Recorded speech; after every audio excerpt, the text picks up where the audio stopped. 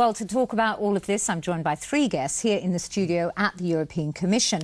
From the European Commission, we have Patrizio Fiorelli, who is the spokesman for the Budget Commissioner, Janusz Lewandowski. We also have Martin Callanan, who leads the British Conservative MEPs at the European Parliament. And we have Fabian Zulik, who is the chief economist at one of Brussels' leading think tanks, the European Policy Centre. Thanks all of you for joining us. Can I ask you, first of all, Patrizio, your Commissioner has described this budget, or these proposals anyway, as an anti-crisis budget. And yet many member states, Britain and the Netherlands among them, think it's quite the reverse, actually, completely inappropriate for the time. Well, I think it's a legitimate question that people can ask themselves in times of austerity. Why should the EU budget increase? It's a totally normal question. Obviously, the problem is that often the answer is a bit more complicated. We have bills to pay from projects that are funded by the EU, most of them actually focusing on jobs and growth, which is, by the way, the part of the budget that would have the biggest increase, according to our proposal, over 13% increase. And this is mainly due to an obligation to pay projects that have been running for many years, but also, I think, a decision to actually try and compensate at a moment when national governments are cutting indeed, and representatives from business in Europe tell us that they need EU funds, to try and compensate by focusing on projects that bring added value in terms of jobs and growth. Now, that's a fair enough position, yet Martin Callanan is laughing here. I mean, there is a serious point about legal commitments, isn't there? And then there's another that actually you're compensating for what you are doing in the UK. You can compensate for cuts in national expenditures by spending more at European level, which of course comes from national exchequers in the first place, is a laughable proposition. But I mean, this is a very serious business, because whilst governments are cutting back across Europe, while one bit of the Commission are telling member states to cut back on their deficit, to borrow less, to spend less, here we have another bit of the Commission saying, actually, you should borrow a bit more money in order to give Europe more money to spend. I mean, it really is, it just shows how disconnected from reality that the Commission has become. But this point is a serious one, that there are legal commitments. There are projects which were undertaken or are underway from 2007 that actually the EU could find itself in the Court of Justice over if it doesn't honour those commitments. Some of them benefit Britain as well, actually. There are some commitments that they can't get out of, but there are an awful lot of discretionary spends as well. The tens of millions of pounds they spend on communication spending, the 293 million euros they spend on subsidies to tobacco farmers, and then spend 72 million trying to stop people from smoking the products that they subsidised in the first place. There are huge amounts of discretionary spends that they should cut back, but ask people what are they doing at a household level as well. People are having to reprioritise their spending, to delay some of their spending commitments, and it's about time that some of the Euro elite actually connected with reality and started to do the same with some of their own pet projects. Fabian Zulik, are these pet projects, do you think, in your view? And also, do you think that this is a fight between the institutions and member states? You know, the UK and the Netherlands, for example, are just a couple of them, or is this a different sort of scenario? Well, I think it's too easy to say this is all about pet projects. I mean, if we're looking at the large amounts of money which are being spent, then we are talking about long-standing programs where member states have actually limited the room for maneuver of the Commission, of the European institutions, to make a lot of changes in the short term. So some of these additional costs are unavoidable. I do agree that there are, of course, still room for cutting back on certain expenditure, of being a little bit more austere at the European level. And I think to some extent the Commission has tried to do that. For example, the administrative expenditure bit of the Commission isn't increasing at all. It's actually flatlined for the next year. And there are cuts in some other projects as well, aren't there? Galileo, for example. I mean, I would have wished it could have gone a bit further, but I think overall we have to see that in the context of a lot of other spending, the large spending blocks which are committed to programs which are long-running, where we have projects on the ground as well. And if we cut those, then we have to really look not only at what effect that has on the European level, but on the recipients of this money, which is very often in new member states where, for example, a lot of the cohesion funding, the structural funding is being spent. So if we were talking about cutting back on that kind of money, then we would be very quickly talking about a conflict between member states as well. Yes, and that's important, is it, Martin? It's not just the European Commission saying we want to spend more money, but there is pressure on the Commission to kind of stand up for funds that countries, say, like Poland are getting, newer member states. Yes, but we need to look at cost effectiveness in some of these programmes. An awful lot of the money is wasted. There's the famous example that was publicised recently of the €500,000 that was spent on a dog rehabilitation and training centre in Hungary. Money that was in fact never even spent in the first place, but has somehow disappeared into this black hole. So let's look at the effectiveness of some of these programmes as well. Just to say that the money is committed and therefore it all has to flow out the door without any check or any accountability is ridiculous. The Court of Auditors said that 11% of all structural fund spending should not have been paid out in the first place. These are huge amounts of money. The suggestion there's no check or accountability we can't let the Commission get away with this idea that, well, there's nothing we can do about it. These are all long-planned commitments, etc., etc. There is something they can do about it. They could look at senior salaries, for example. Something like 1,000 employees in the EU earn more now than David Cameron, the UK Prime Minister, does. What about some austerity at some of the senior levels? Just a little thing, just to check your sources. No taxpayer money was ever paid on this famous retirement house for dogs in Hungary. Rehabilitation. It was never paid. So, we should have the facts right. There was no money ever paid on that. On the other hand, talking about the salaries, I think we also have to compare what's comparable.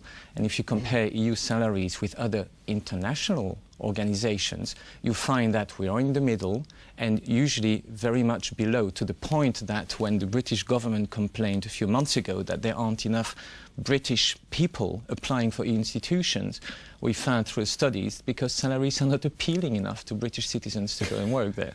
So I think first let's get our facts right. No money was ever paid on such a project that you say.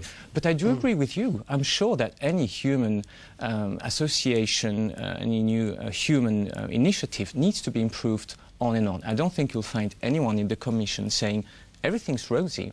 But don't forget that it's mostly member states who decide and run programmes at home. You also remember a few months ago the British Court of Auditors telling the British government that it would have to repay money to the EU for mismanaging EU funds.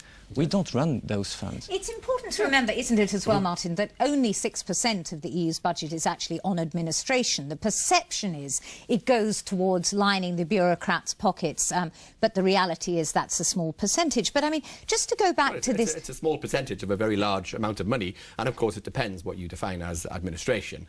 That's central administration, an awful lot of it goes on in devolved administrative budgets as well. And I take, I mean, Patrizio's point that, that EU civil servants are not paid enough, I'm sure will be treated with disdain by the audience. The perception around Europe is that people really don't think they get value for money from the EU, that when you give money or when the EU spends money, it's money wasted, it's down the drain, or at the very least to line the pockets of the bureaucrats here in Brussels. Now, that's a real problem, and it's a failure on your part in the Commission, isn't it?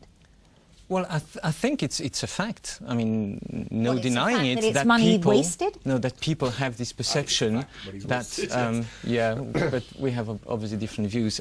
Studies show that in many cases, €1 that you spend in a European project bring like 14 euros, simply because, for instance, the EU budget is supposed to be the safest, one of the safest in the world, and the moment you invest in a project, say in Devon or Scotland, you attract far more capital, private capital, than if there was no EU funding. You also have added value from the fact that governments find it more difficult to work on projects that link several governments themselves. You could have, say, France and Germany building a motorway, but the junction between the two is usually where the EU intervenes, which brings a lot of money in terms of business. You know that, for instance, you have about 350 Tesco's in Poland. You have about 180 Tesco's in Prague, in the Czech Republic. Are all aspects linked to the internal market because it makes it easy for business to operate. Of course, it's not visible. Of course, for the media and for many people, a sentence saying you fund rehabilitation houses for dogs that are not built is easier to understand because it's not about figures, it's short. But benefits from the EU to business, for instance, are far more difficult to explain. However, when you meet representatives from local and regional authorities, scientists and business community, which we've been doing for over a year and on a regular basis, they would all of them tell you, not one exception, we need EU funds, we need a strong EU budget. This is nonsense. I mean, Tesco is not funded by the EU to open its supermarkets in the Czech Republic.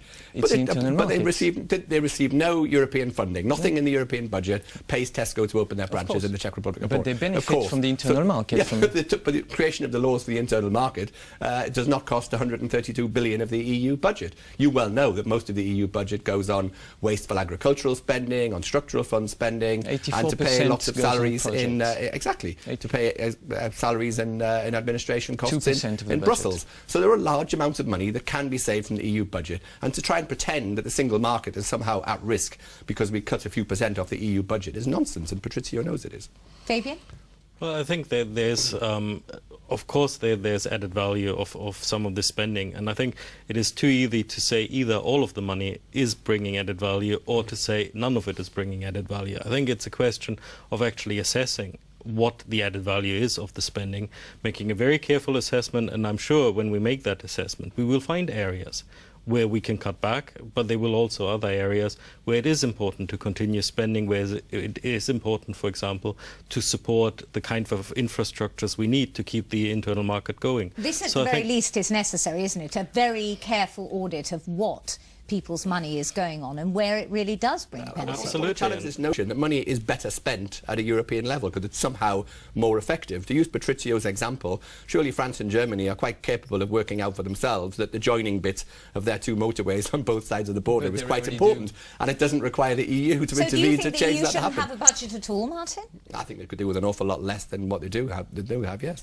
There should be at least freezing or perhaps reducing the budget this year. Now, we've heard the rhetoric. We've heard the rhetoric from the Netherlands, from Britain, talking about this is unacceptable, this increase, it won't happen, Brussels needs a reality check. What do you think is going to happen between now and July when the leaders or the finance ministers of these countries have to come up with a position? What are we going to see? A big fight, do you think? Well, I think there's going to be a lot of rhetoric. There are people who are already making statements about it. I mean, my expectation would be that we will see some kind of moderation of the position from now till then. We will see some coalitions. The net payers in the EU have made it very clear in the past that they are growing increasingly uneasy about increases to the budget, so I would think that there will be some pressure. David Cameron will find allies, certainly. There will be some allies, and I'm sure these allies will put pressure also on the European institutions. I think the Parliament is signalling quite strongly that it believes it should go the other way, so I think we will find in the end a compromise which sits somewhere in between the two positions. But anything less for a leader that, like David Cameron than anything less than a freeze or a decrease will be very hard to explain to the backbenchers back home, won't it? I certainly think it will. The UK contribution to the EU budget has gone up by 70% because of the Labour Party giving away our budget rebate over the last year. And at a time of marches of 500,000 people on the streets of London to protest about austerity measures of 6.2 billion, to be then send an equivalent amount as increased contributions to Brussels will be impossible for David Cameron to explain to his backbenchers, and I think he will be working very hard to try and build alliances with other European leaders to ensure that these grandiose expansion plans are chopped back. How these grandiose expansion plans, Patrizio, how far is the Commission prepared to dig in its heels to defend them? Well, it's not. The way it works, we've done our job. The treaty says we put a proposal on the table. We're a civil service. We don't decide if anything. We put proposals on the table, then we let elected people decide on it. If we find, like last year, that there is no agreement between the Council, i.e. the Member States and the Parliament, then we have to jump on the train back again to act as a moderator between the two. But the proposal is there. Now it's for the politicians to decide where they want to cut and to try and find an agreement on that. Well, we'll be watching them. Thanks very much, all of you.